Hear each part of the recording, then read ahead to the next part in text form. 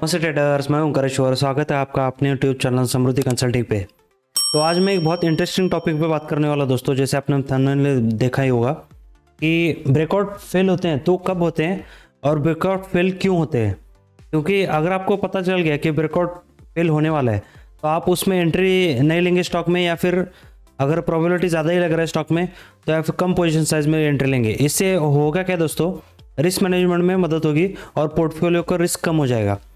तो चलिए दोस्तों, आज डिस्कस करते हैं।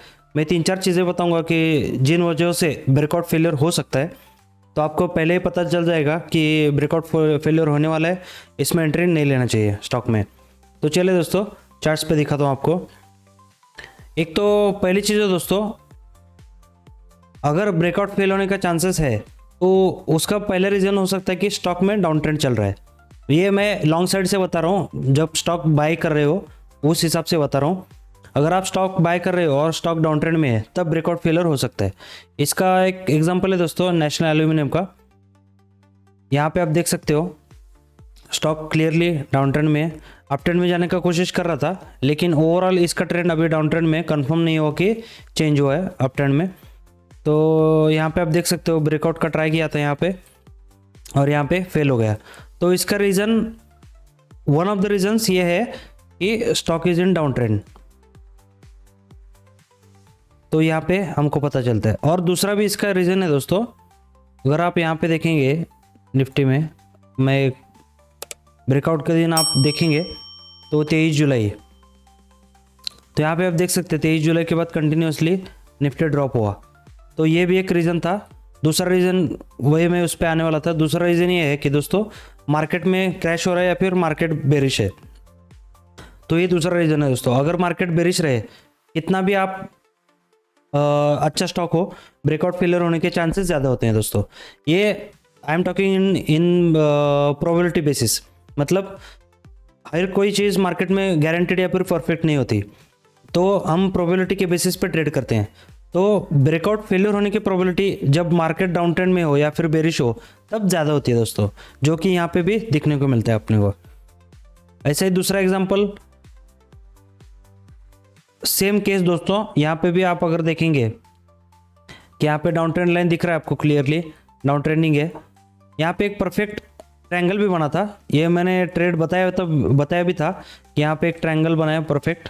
एक मिनट दोस्तों, यहाँ पे एक परफेक्ट ट्रायंगल बना है, इसका भी ब्रेकआउट था ये, लेकिन जैसे आप देख सकते हैं ब्रेकआउट फेलियर हुआ, क्योंकि इसमें प्रोबेबिलिटी ज़्यादा था फेलियर का, क्योंकि स्टॉक डाउन ट्रेंड में ऑलरेडी डाउन ट्रेंड लाइन के जस्ट नज़दीक ब्रेकआउट होने का देख रहा था।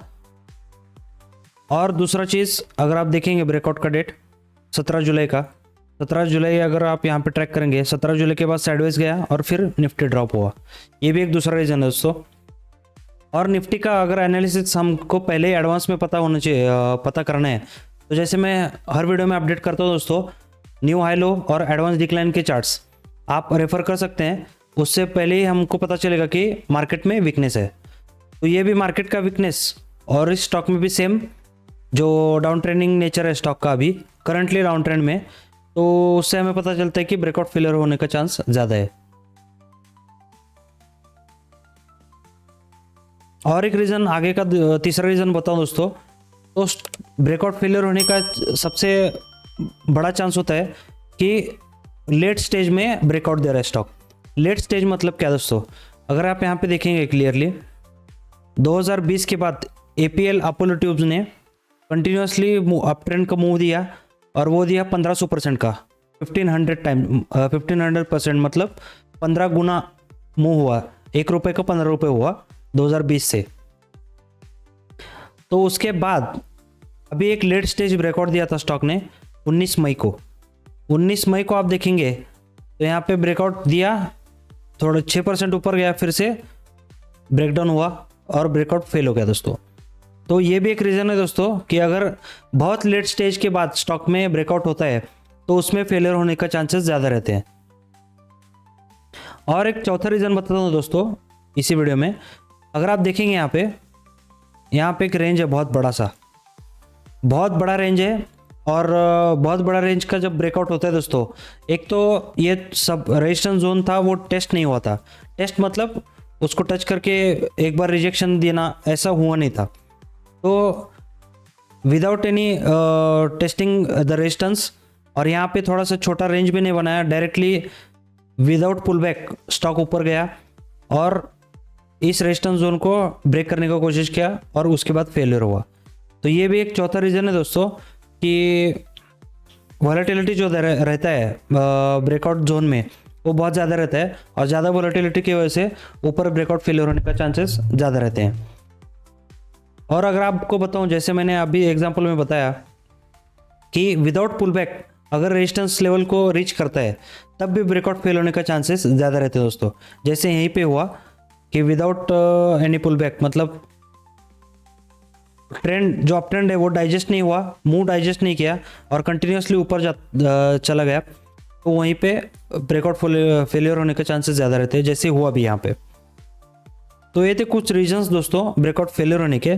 तो अगली बार आप जब स्टॉक स्टडी करेंगे इन पैरामीटर को स्टडी कीजिएगा, उससे पता चलता है कि अगर ब्रेकआउट एंट्री आप ले रहे हैं तो मार्केट कंडीशन क्या है, स्टॉक किस स्टेज में है, लेटर स्टेज में है, अर्ली ट्रेंड स्टेज में है, या फिर ओवरऑल इसका स्टॉक का जो फेज है वो अप ट्रेंड है या फिर डाउन ट्रेंड, वो भी आप चेक करना चाहिए। और वॉलेटिलिटी कैसा है ब्रेकआउट के नज़दीक, कुछ रेंज बना रहा है या नहीं, या फिर विदाउट पुल बैक ऊपर जा रहा है। इन कुछ चीज़ों से आप पता कर सकते हैं इजीली कि ब्रेकआउट फेलियर होने का चांसेस है या फिर ब्रेकआउट सक्सेस हो सकता है। तो ये था आज का शॉर्ट वीडियो दोस्तों। इसमें आपको पता चला कि आप कैसे स्टॉक एनालिसिस कर सकते हैं प्राइस सेक्शन के ज़रिए, और ब्रेकआउट फेलियर का प्रोबेबिलिटी चेक कर सकते हैं। तो ये था आज के लिए दोस्तों इतना ही, मिलते हैं अगले वीडियो में, धन्यवाद।